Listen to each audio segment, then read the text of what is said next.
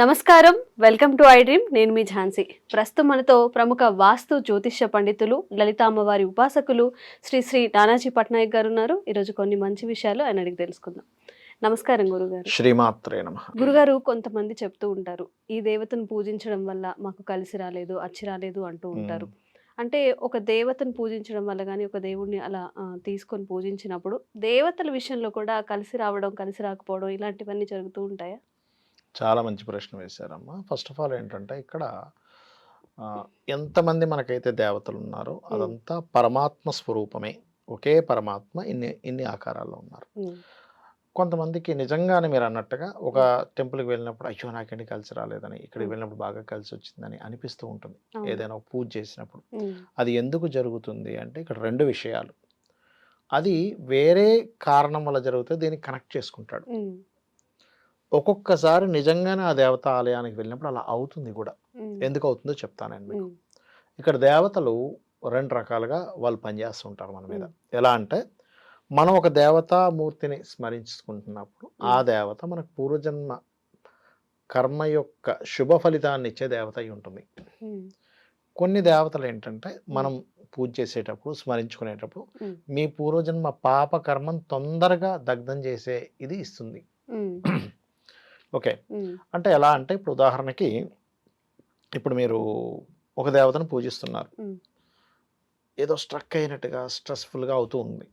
అప్పుడు మీరు ఏం అర్థం చేసుకోవాలంటే ఈ దేవతను పూజించినప్పుడు జరిగేది ఏంటంటే ఫస్ట్ ఆఫ్ ఆల్ ఈ జన్మలోనే ఇంకా కంప్లీట్ అయిపోయి మీకు మోక్షాన్ని ఇచ్చేటువంటి మార్గాన్ని చూపిస్తూ ఉంటుంది. అందులో కొన్ని దేవతలు అంటే మీకు షష్టమాధిపతి ఎవరైతే ఉన్నారో ఆ షష్టమాధిపతి యొక్క అధిష్టాన దేవత, లేకపోతే అష్టమాధిపతి యొక్క అధిష్టాన దేవత, 12వ స్థానాధిపతి యొక్క అధిష్టాన దేవతలు ఏం చేస్తాయంటే పర్టికులర్గా మీకు పూర్వజన్మలో చేసినటువంటి పాప ఫలితం మీరు అనుభవించాలి కదా, అదేదో కొన్ని జన్మలు అనుభవించాల్సింది తక్కువ స్థాయిలో తొందరగా ఈ జన్మలో చేసేలా చేస్తుంది. మనకు అది కష్టంగా అనిపిస్తుంది.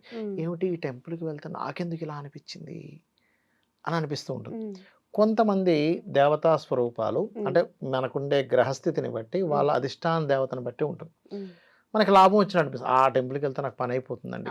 అదేంటంటే పూర్వజన్మ పుణ్యాన్ని అనుభవింపజేస్తున్నాయి ఆ దేవతలు. కొన్ని దేవతలేమో పూర్వజన్మ పాప కర్మని తొందరగా దగ్ధం చేసే పనులు మనం అనుభవిస్తున్నాము. కొన్ని దేవతామూర్తుల్ని మనం పూజించినప్పుడు పుణ్యకర్మను ముందుకు తెచ్చిపెడుతుంది. బ్లాక్ అయిపోయినటువంటి పుణ్యకర్మను అది ఇస్తుంది. బ్లాక్డ్ భాగ్య చక్ర అంటాం మనం దీన్ని.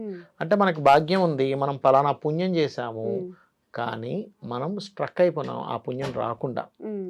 ఇక్కడ ఈ దేవతను ఆరాధన చేయడం ద్వారా ఈ దేవత ఆరాధన చేసినటువంటి ఫలితం ఆ పుణ్యాన్ని బ్లాక్ తీసేస్తుంది. అయితే ఇక్కడ ఏంటంటే మనకి రెండూ కావాలి. ఇప్పుడు ఒక మనిషి మోక్షం పొందాలనుకోండి, పాపము ఉండకూడదు, పుణ్యము ఉండకూడదు. గుర్తుపెట్టుకోండి. పాపమున్నా పాపం అనిపించడం చేయడానికి పుడతాడు, పుణ్యం ఉన్నా పుడతాడు. రెండు ఉంటాయి ప్రతి జీవికి, భూమి మీద పుట్టిన ప్రతి జీవికి రెండు ఉంటాయి. ఆ రెండు బ్యాలెన్స్ ఎప్పుడవుతాయి అంటే అందుకే దశమహావిద్యలు అంటారు. మీరు వినే ఉంటారు దశమహావిద్యలు. చాలా మంది గొప్ప వ్యక్తులు దశమహావిద్యలు అందరు దేవతల్ని చేస్తారు. ఎందుకు అంటే ఏ దేవత ఎటువంటి రకమైనటువంటి దాన్ని తీసేస్తుందో చూద్దాం. అందుకే అప్పుడే మీకు దశమహావిద్యలు క్లియర్ అవుతాయి. చేయడం ద్వారా అన్నీ క్లియర్ అవుతుంటాయి. అందుకే చూడండి చాలామంది రకరకాల టెంపుల్స్కి మన వాళ్ళు ఒకే దేవత కట్టేసేయచ్చు కదా. ఇప్పుడు చూడండి, ఇప్పుడు ఒక టెంపుల్ కట్టేసాం చాలా, అందరికీ హిందూ సనాతన ధర్మంలో ఉన్న ప్రతి ఒక్కరికి ఈ దేవతను ఆరాధించండి. మిగతావన్నీ ఎందుకు కట్టారు అంటే ఒక్కొక్క దేవత ద్వారా మనం ఒక్కొక్క కర్మని క్లియర్ చేసుకోగలుగుతాం. ఎలా అంటే ఇప్పుడు మనకే కాదు దేవతలకు కూడా ఆయా దేవతలు ఆయా పనులు చేసి పెడతాయి. ఎలా అంటే మీరు లలితా సహస్రనామాలు కనుక చూసినట్లయితే అందులో ఆ యుద్ధం జరుగుతూ ఉంటుంది. లలితా అమ్మవారి యొక్క పరివారానికి అండ్ బండాసురుడి యొక్క పరివారానికి యుద్ధం జరిగేటప్పుడు బండాసురుడికి ఇద్దరు తమ్ముళ్ళు ఉంటారు, విశుంగుడు విశుక్రుడు అని. అందులో ఒక సహోదరుడు ఏం చేస్తాడంటే పైనుంచి విఘ్నశిలా యంత్రం అని ఇసిరేస్తాడు ఆ యుద్ధ ప్రాంగణంలోకి. ఇసిరేయగానే ఆ యంత్రం యొక్క పనితీరు ఏంటంటే వాళ్ళకి విరక్తి, వైరాగ్యము, ఏం యుద్ధం చేస్తాంలా అనేటువంటి భావన కలుగుతుంది. ఆ భావన కలిగి ఈ శక్తి సేనలు ఉంటాయి అమ్మవారి కిందని ఈ సేనలు మొత్తం వాళ్ళందరికీ ఏం యుద్ధం చేస్తామని నిద్రపోతుంటారు అందరూ. ఈ వారాహి అమ్మవారు, మంత్రిని అమ్మవారు, శ్యామల అమ్మవారు లెగండి యుద్ధం చేయండి, నిద్రపోతున్నారు ఏంటంటే ఎవరి కోసం యుద్ధం చేయాలి, ఉమ్, ఎవరికి పేరు వస్తుంది, మనం కొట్టుకుంటే వాడికో దెబ్బ నాకో దెబ్బ, అమ్మవారికి పేరు వస్తుంది, లేకపోతే బండాసుడికి పేరు వస్తుంది, ఉమ్, ఎవడి కోసం చేయాలి, ఎందుకు చేయాలంటే ఇదేంట్రా బాబు ఇలా అయిపోయారని వెళ్ళి ఉమ్, చెప్తుంది ఉమ్, మంత్రిని అమ్మవారు. అమ్మ ఏంటమ్మా వీళ్ళు ఇలా తయారంటే ఏమైందో నాకు తెలుసులే అని ఉమ్, కామేశ్వర ముఖాలోక కల్పిత శ్రీ గణేశ్వర అంటే అమ్మవారి అయ్యవారి వైపు చూస్తుంది. ఉమ్. చూడగానే వాళ్ళిద్దరి ముఖంలో నవ్వు నుంచి గణపతి పుడతాడు. ఓ, నవ్వు నుంచి పుట్టినవాడు కాబట్టి గణపతి మనకు ఆనందాన్ని ఇస్తాడు. ఎప్పుడు గుర్తుపెట్టాడు వాళ్ళిద్దరు ఉమ్, నవ్వు నుంచి పుట్టినవాడు. ఉమ్, పుట్టి అమ్మ ఏం చేయాలి ఉమ్, అంటే వాడు ఎవడో ఏదో పెట్టాడు రతి అంటుంది. ఉమ్, అంటే గణపతి వెళ్ళి ఒక్కసారిగా ఆ విఘ్నేశ్వర యంత్రం ఒకే ఒక గుద్దుతో చేయగానే అందరూ మళ్ళీ లేస్తారు. ఏంటి ఇలా ఉన్నామేంటి, చలండి యుద్ధం చేద్దాం ఉమ్.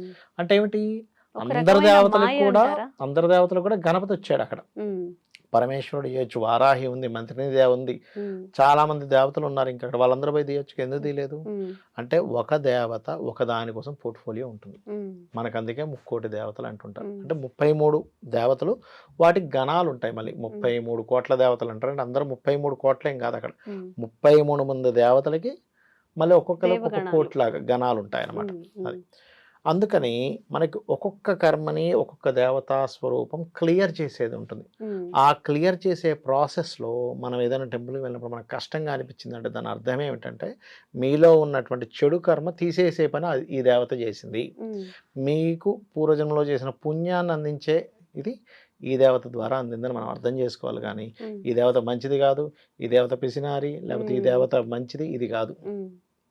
అంటే గురుగారు కొంతమంది జపం చేస్తూ ఉంటారు. అవును. అలాంటప్పుడు కూడా ఒక 4 రోజులు కానివ్వండి, ఒక వారం రోజులు ఏ పని ముందుకెళ్ళలేకపోవడం, మనసు ప్రశాంతంగా లేకుండా అలజడిగా ఉండడం, తినకూడని అవును. పదార్థాలు తినేయడం, నిష్టగా ఉండాల్సిన సమయంలో ఇంకా ఎక్కువ తప్పులు చేస్తూ ఉంటారు. అవునమ్మా. దీనికి కారణం ఏంటంటారు?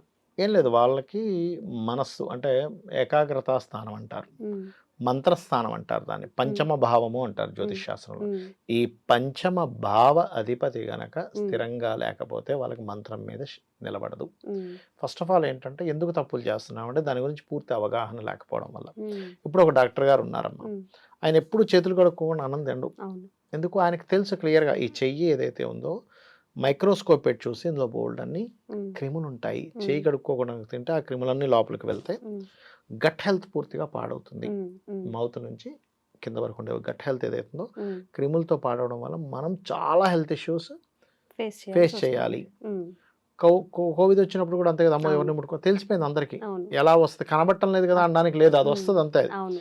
అలాగే ఉమ్, నిజంగా దేవతా స్వరూపాన్ని, అమ్మవారిని, ఉమ్, అదేవిధంగా శక్తిని తెలిసిన వాడు ఏం చేస్తాడంటే అమ్మో మనుష్య జీవితం చాలా గొప్పది, ఉమ్, జపం చేయాలన్నా ఏం చేయాలన్నా మనుష్య జీవితంలోనే సాధ్యం, వేరే వేరే జీవరాశులుగా పుడితే ఉమ్, నేను ముక్తిని పొందలేను అనే క్లారిటీ ఉన్న వ్యక్తి, ఉమ్, దేవత ఉన్నది అని చెప్పి నమ్మకం ఉన్న వ్యక్తి, ఉమ్, ఇది నేను ఈ జపం చేయడం ద్వారా నాకు ఈ ఫలితం కలుగుతుందని పూర్తిగా నమ్మిన వ్యక్తి అలా ఉమ్. చేయడు. ఉమ్, పూర్తిగా అవగాహన లేకపోవడం వల్ల ఇప్పుడు చూడండి, ఇప్పుడు చిన్నపిల్లలకి చదువు చదువు అని చెప్తుంటాం, అవును. వాళ్ళు చదవరు, పుస్తకాలు పట్టుకోరు. వాడికి ఎప్పుడు రియలైజ్ అవుతారు, పెద్ద అయిన తర్వాత అవును. ఒక చిన్న జాబ్ చేస్తున్నారు అప్పుడు అవును. రియలైజ్ అవుతారు, అరే అవును. మా అమ్మ అప్పుడే చదువుకోమన్నది, మా నాన్న చదువుకోమన్నప్పుడు చదువుకుంటే చదువుకోమన్నారు, బాగుండేదని. చదువుకుంటే కొంచెం ఆ పోస్ట్లో నేను ఉండేవాడిని కదా అవును. అనిపిస్తుంది.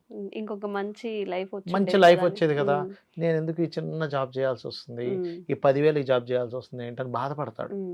కానీ అప్పుడు వీళ్ళు చెప్పినప్పుడే కనుక ఆ జ్ఞానం ఉంటే బాధపడ్డా. అలాగే మన వాళ్ళు ఏదైతే చెప్పారో మనం ఫాలో అవ్వడం బెస్ట్. దాన్ని తీయండి, తర్కించండి, నేను కాదంటలేదు.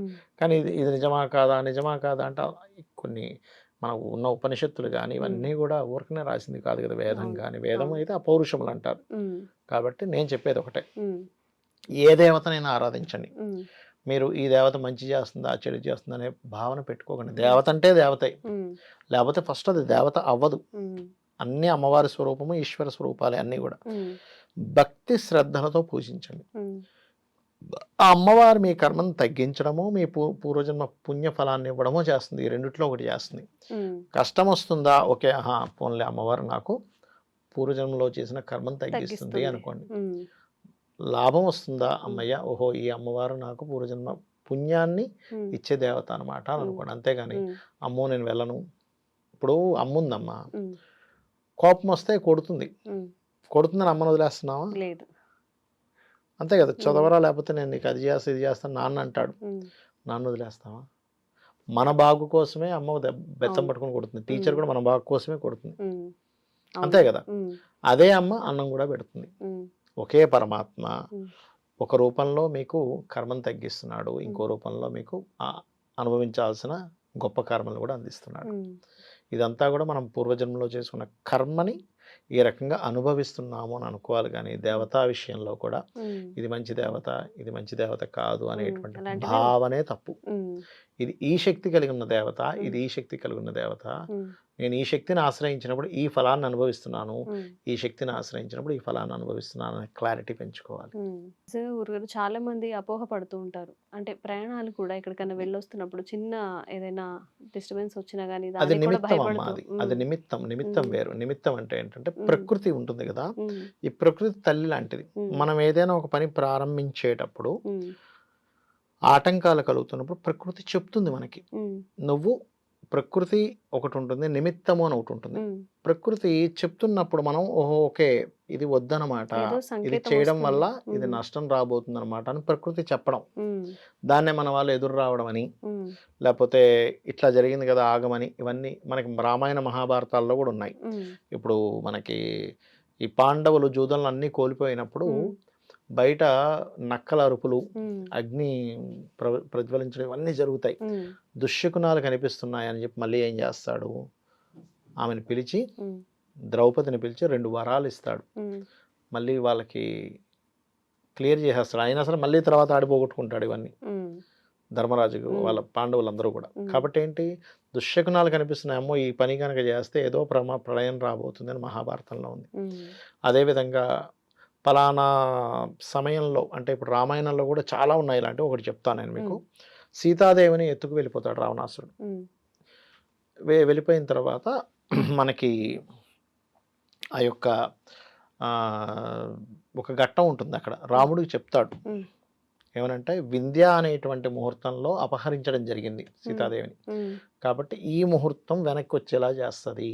అపహరించినటువంటి ఏదైతే ఉందో సీతాదేవిని ఎత్తుకుపోయాడో అది మీరు తెచ్చుకోగలుగుతారు అని చెప్పి జటాయువు చెప్పడం జరుగుతుంది. జటాయువు 2 రెక్కలు ఇదైపోయి చావు దగ్గరలో ఉంటాడు. అప్పుడు ఆఖరి మాటలు, ఆ మాటలు చెప్పిన తర్వాత అతన్ని దహన సంస్కారాలు రాముడు చేస్తాడు. అలాగే రామాయణ మహాభారతాల్లో నిమిత్తాల గురించి, శకునముల గురించి, స్వప్నాల గురించి త్రిజట చెప్తుంది. స్వప్న వృత్తాంతం, త్రిజట స్వప్న వృత్తాంతం అంటారు. మనకి ఏదైనా ఒక దుస్వప్నం వస్తే అది చదువుకుంటే మంచిది. ఇవన్నీ కూడా ప్రకృతి అంటే అమ్మవారు కాబట్టి, అమ్మవారు మనకి, మనందరం అమ్మవారికి పిల్లలు లాంటి వాళ్ళం కాబట్టి మనకి ముందుగా ఒక సంకేతం ఇస్తూ ఉంటుంది. That is different case. మళ్ళీ చాలా చక్కగా తెలియజేశారు గురుగారు. ధన్యవాదాలు.